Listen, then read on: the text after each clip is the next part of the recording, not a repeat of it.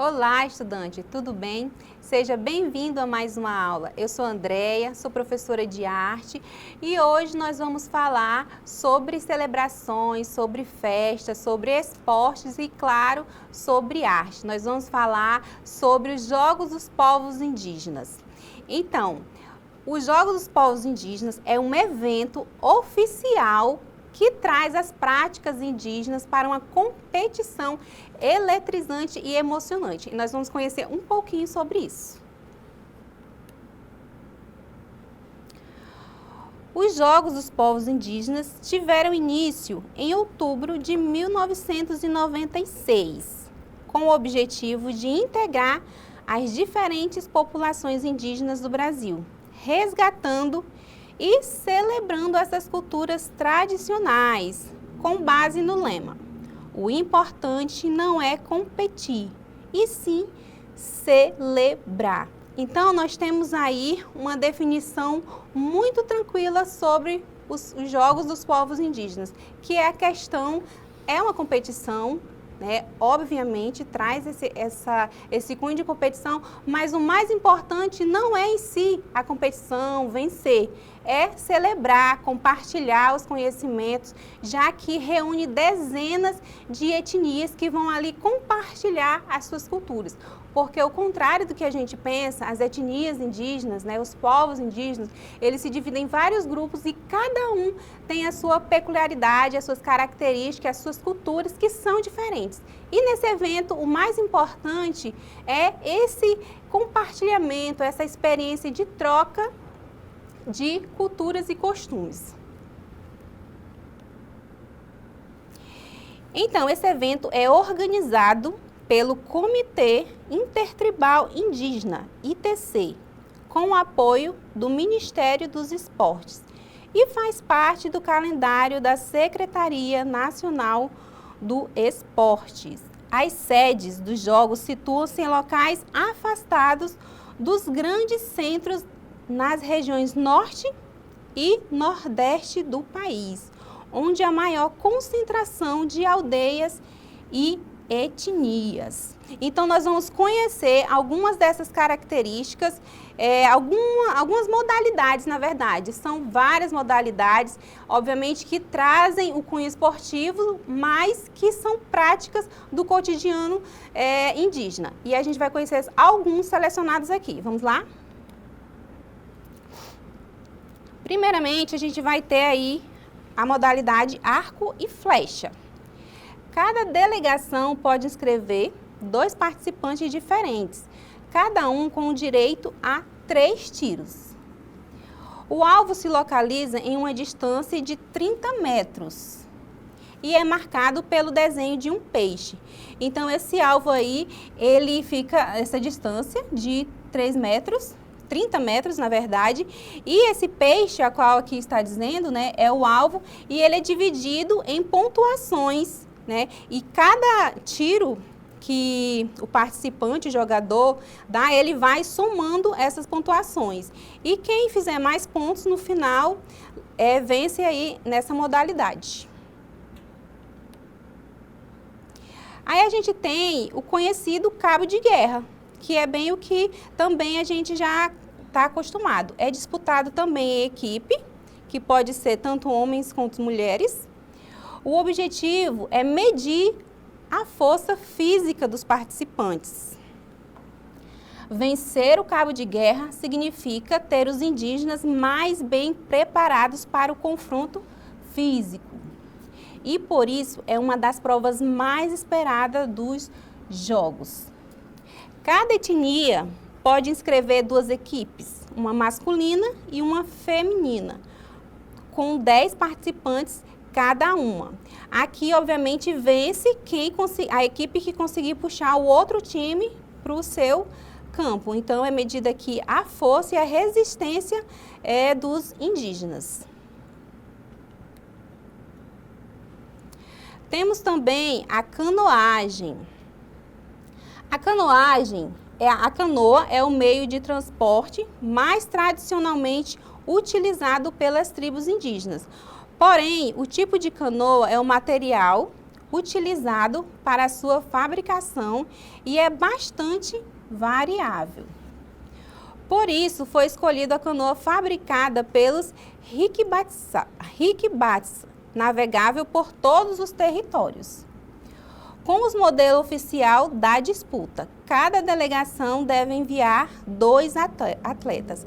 Aqui a canoa ela é igual para todos, mas aqui tem um diferencial. Cada indígena pode levar o seu remo, né? No caso aqui que o remo também é algo muito importante para essa prova, e esse remo ele é personalizado. Mas personalizado em qual sentido? Ele pode ser enfeitado, pintado, de acordo ali com as características do time, né?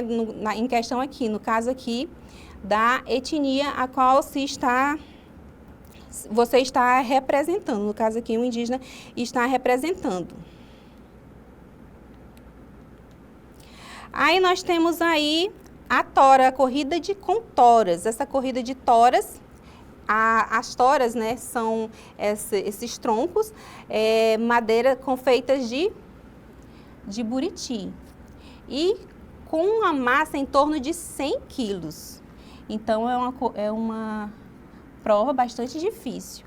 Devem ser carregadas pela equipe ao percorrer uma distância já pré-determinada.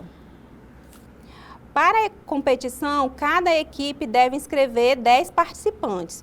Geralmente, aqui na corrida de touros, quem participam são os homens, certo? E assim como lá o remo, essas toras elas podem ser personalizadas. Também personalizadas de acordo com a etnia. No entanto, elas devem, né, todas terem aí o mesmo peso de 100 quilos, como a gente viu aqui. E eles passam aí um percurso que eles vão trocando, né, as toras. Um carrega ou uma dupla carrega e vai passando para os outros participantes. Então, todos esses 10 participantes, eles devem participar efetivamente da prova. Então, é uma prova aí de bastante resistência. Nós temos também o Chikunahite. Esse esporte também é conhecido como futebol de cabeça. Em alguns eventos, em algumas versões aqui dos jogos, existe o futebol também comum, como a gente conhece, mas o mais conhecido é esse daqui, que é o futebol de cabeça. Em lugar do chute tradicional, né, com o pé, a bola é empurrada com a cabeça dos participantes. O jogo é disputado por equipes de 10 atletas também em um campo de dimensões próximas à do futebol. Lembrando que aqui nessas provas, enquanto está acontecendo, também tem a participação da torcida, que é extremamente importante para o desenrolar das modalidades, porque conta muito para quem está lá no campo, participando aí do jogo.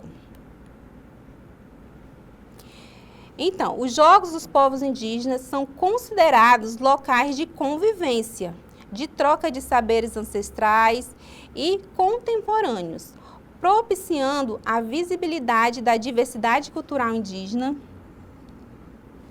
e novas construções sociais.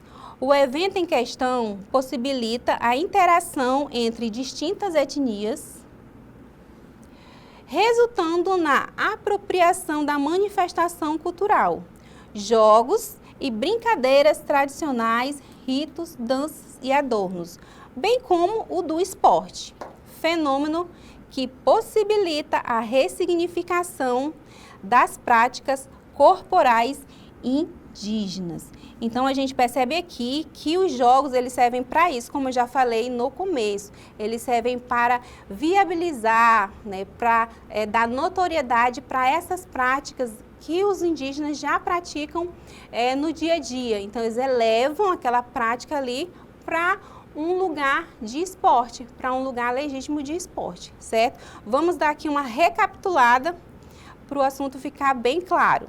Recapitulando sobre os jogos indígenas.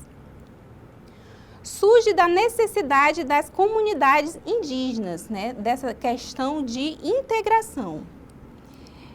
Integração entre os próprios povos indígenas.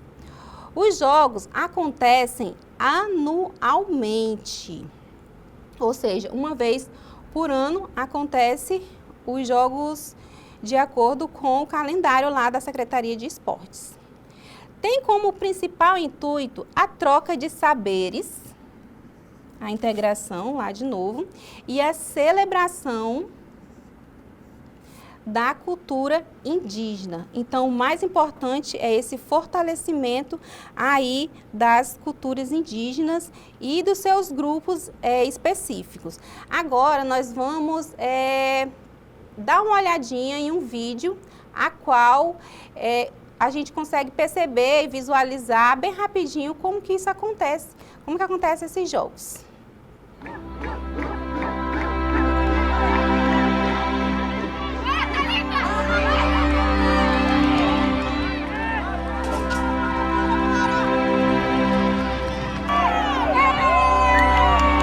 Os jogos para nós é muito importante para isso, né? Para que os jovens eles venham e tenham a felicidade de estar com a pintura no corpo, com seu adornos tradicionais. Então é isso que é os jogos para a gente, aqui dentro do nosso território, né? Aqui na aldeia Tapirema. Essa resistência que você tem que ter bastante na perna e no corpo, né? Você usa todo o músculo todinho do seu corpo. Tanto que na hora que acaba uma luta, você já está desgastado e você tem que lutar de novo. E depois, se você continua, você passa. Na final, você já está literalmente muito cansado. É a resistência que vai mantendo ali a família que vai gritando de fora.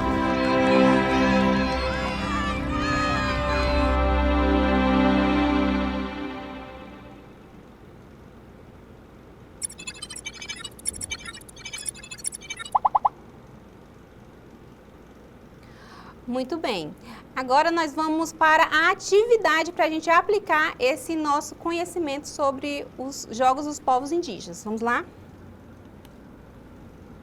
Aqui nós temos uma questão do Enem, prova azul do primeiro dia do Enem de 2019, que ela traz essa questão dessa celebração e desse evento. Nos jogos dos povos indígenas, observa-se que as práticas corporais realizadas envolvem elementos tradicionais, como as pinturas e os adornos corporais, que é uma tradição dos povos. E também modernos, com a regulamentação e a fiscalização e a padronização, já que o evento é oficial, padronizado e regulamentado. O arco e flecha e a lança, por exemplo, são instrumentos tradicionalmente utilizados para a caça e a defesa da comunidade na aldeia. Na ocasião do evento, esses artefatos, no caso o arco e a flecha, foram produzidos pela própria etnia.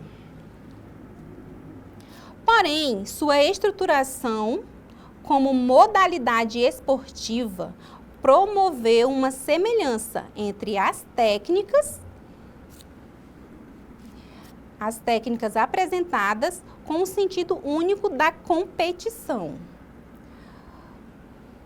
A relação entre os elementos tradicionais e modernos nos jogos dos povos indígenas desencadeou Então, todo esse contexto está falando sobre as técnicas e o tradicional, certo? O moderno e o tradicional. O que isso desencadeou? A padronização de pinturas e adornos corporais. Será que isso ficou padronizado, as pinturas e os adornos corporais? Não, obviamente que não, porque a gente viu que a padronização ela não existe, já que são vários povos, então existe diversos, né?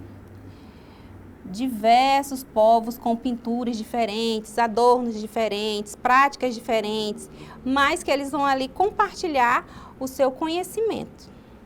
Letra B. sobreposição de elementos tradicionais sobre os modernos?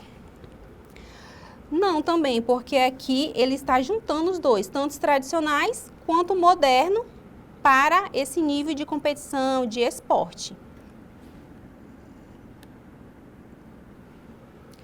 Letra C. Individuação das técnicas apresentadas em diferentes modalidades. Aqui o comando da questão está perguntando o que desencadeou, né? O que os povos, os jogos desencadearam aqui. E não foi a individuação das técnicas apresentadas em diferentes modalidades. Letra D. Legitimação das práticas corporais indígenas como uma modalidade esportiva. Então, aqui na questão, a gente já tem essa resposta no contexto, onde ele fala que foi regulamentada, fiscalizada e padronizada. Então, foi legitimada a uma questão das práticas corporais a uma modalidade esportiva. Todas as práticas que já eram tradicionais, elas viraram uma modalidade esportiva. Então, isso foi legitimado a partir, né, da oficialização desse evento. Então, a letra D é a resposta correta. E a letra E, preservação dos significados próprios das práticas corporais em cada cultura. Existe essa preservação, mas o evento ele não veio para isso. Então, a gente tem aí a letra D como a resposta correta. Certinho? Eu vou finalizando por aqui. Eu espero que eu tenha contribuído para o seu aprendizado nesse sentido. Obrigado pela atenção e até a próxima aula.